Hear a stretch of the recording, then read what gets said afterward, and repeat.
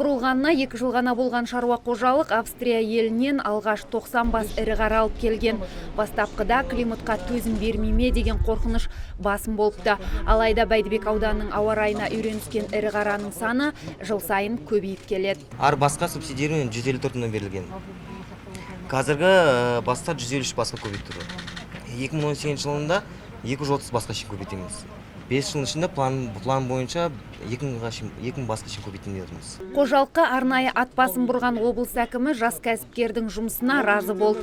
Тіпті шаруа иесінен туған жерін сұраған Жансейіт Түймебаев кәсіпкердің Бәйдібек ауданының өзінен болмай шыққанына аздап налыды. Сөйтіп елді мекеннің дамуына үлес қосуы қажет жергілікті азаматтарға сұрау салды. Сен осы ауылдың жігітісің ба? Жоқ, Шымкенттен келдің. Бұл ауылдың жігіттерінің бәрі қайда өзі? Шәуілдірден келген, ана Сейітші бар. Мақсат Шымкенттен келген.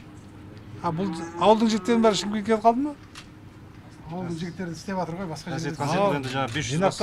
Жинақтаңыздар, жігіттер.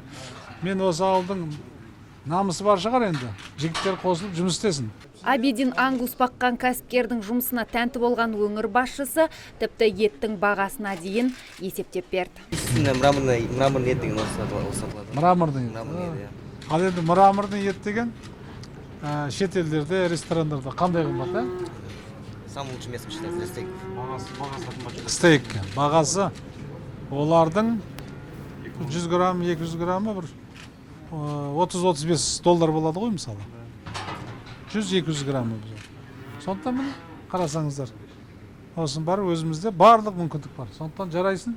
Кәсіпкер әзірге тек ірі қараның мал бас санын көбейтумен айналысып келеді. Алдағы 5 жылда олардың санын 2000-ға жеткізуді жоспарлайды.